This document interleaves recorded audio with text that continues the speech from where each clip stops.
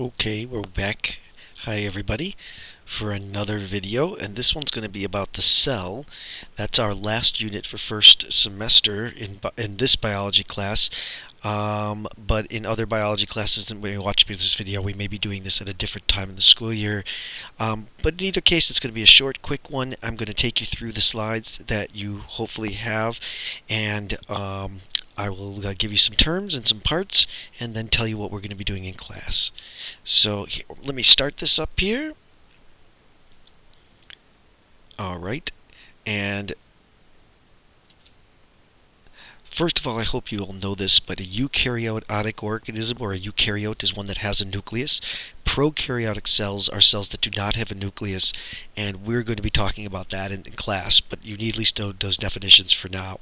The first part that you're going to need to know about is called the nucleus of the cell, and the nucleus is this big purple thing in this picture. It's actually in the middle of the cell, and it's separated by the rest of all the cell parts by having its own membrane.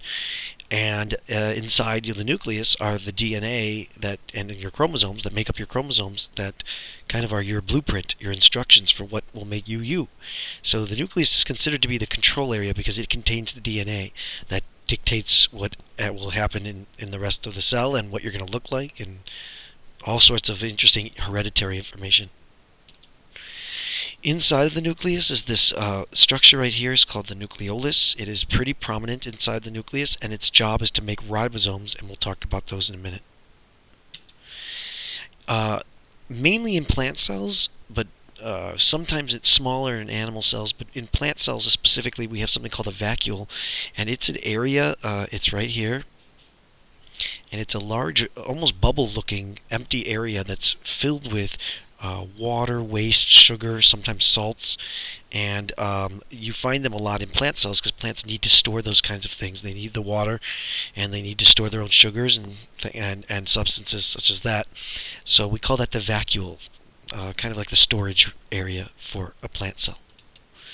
Plant cells also have a cell wall. We do not. Animal cells do not have cell walls.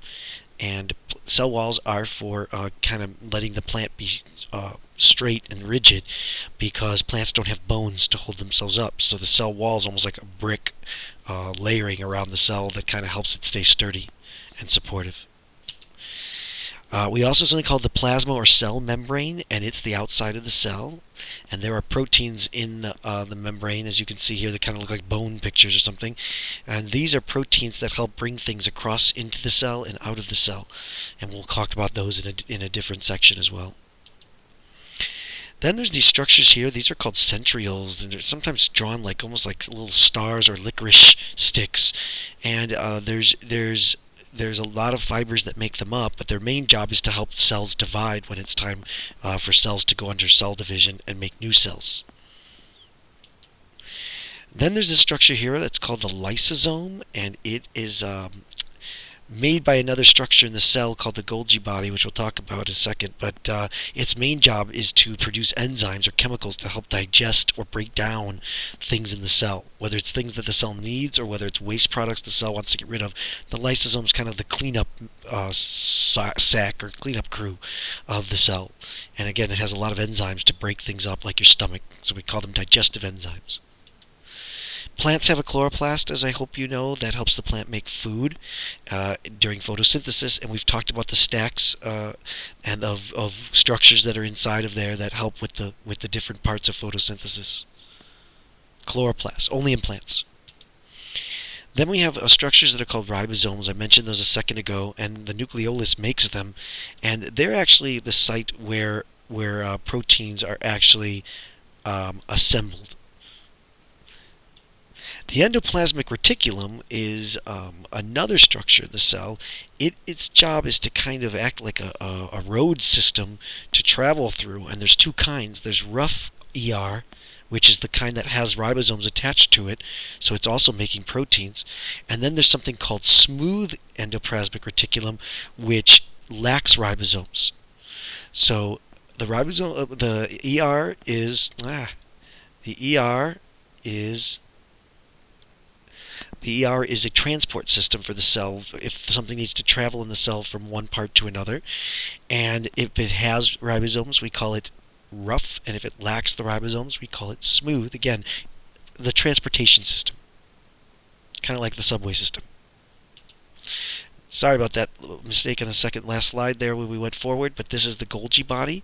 As I mentioned, it's making the lysosomes, which are the digestive structures in the cell.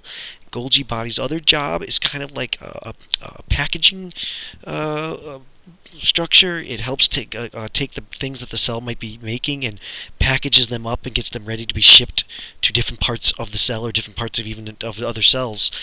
So I sometimes think of it like the mail delivery thing, or maybe like UPS, that's packaging up the material made by a cell and helping to get it kind of gift wrapped and kind of fancy.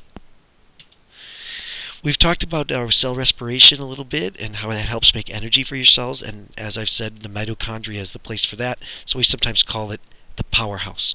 And again, it's providing the cell with ATP. This is where the electron transport chain and the Krebs cycle both happen. It's very folded, and that helps increase the surface area of how much space is actually available to make the energy. So the more folded it is, the more actual surface area. As weird as that sounds, like this curvy structure here, the way this gets folded in and out actually provides more room for ATP to be made. And that's hopefully it, and we'll see if this worked. Have a good day, guys.